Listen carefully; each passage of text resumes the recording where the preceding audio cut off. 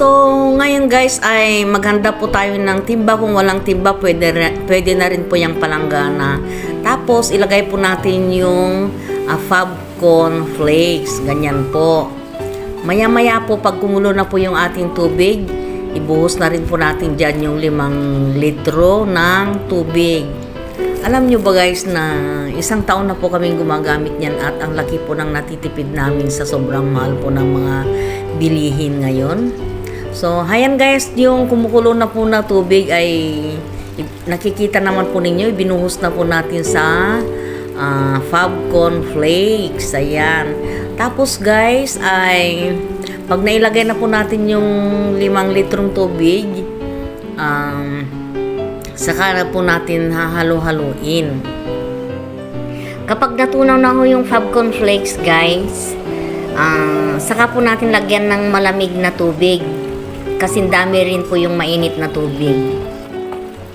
Bali 5 litro pong tubig ang ano niyan, ang ilalagay natin diyan guys, yung talagang kumukulo para ma-dissolve po yung ating Fabcon flakes. Tuloy-tuloy lang po ang paghahalo-halo natin hanggang sa matunaw.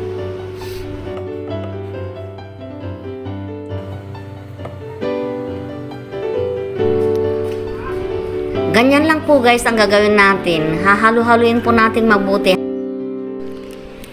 Ngayon naman guys ay ilagay na rin po natin itong FC Premix Passion.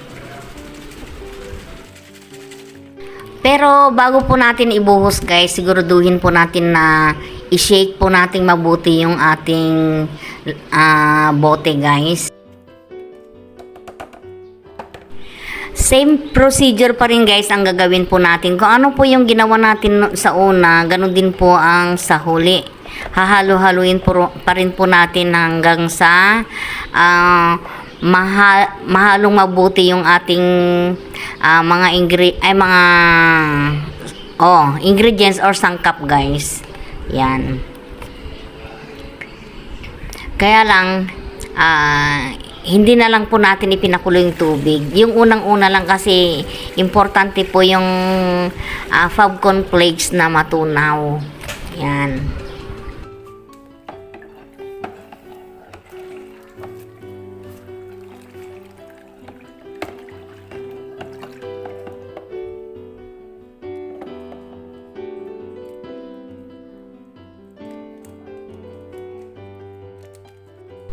Ayan po guys, nahihalo na po natin lahat-lahat yung mga sangkap. Ang gagawin po natin, lalagyan naman po natin ngayon ng kulay para maganda-ganda naman po yung kulay ng ating Fabcon. Yan. So, ngayon guys, nakikita po ninyo ay nag-iiba-iba na ang kulay. Diba napakaganda pong tignan? Oh. Nasa sa inyo na po kung gusto po ninyong sundin yung aking mga sinasabi. Nasa sa inyo yan. Pero kung gusto po ninyong subukan po ninyo. At sigurado ako na makakatipid po kayo. Ganon din naman po yung amoy nun eh. Yung mga branded po natin na mga Fab conditioner dyan. Yung mga Dell na yan. Mga ano ba yung mga Fab conditioner natin dyan? Oo. Kung marunong lang po kayong sumunod sa instruction po, ay napakadali po. At wala rin pong ipinagkaiba sa mga nabibili po natin dyan na mga Ariel na yan.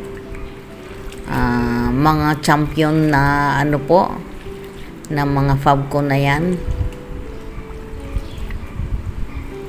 Ang gagawin lang po ninyo, bumili lang po kayo ng mga scent.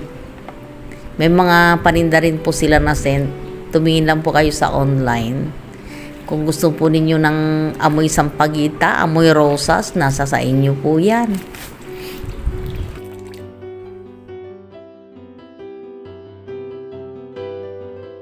Ayan, pwede na po natin ilagay sa mga empty bottles guys.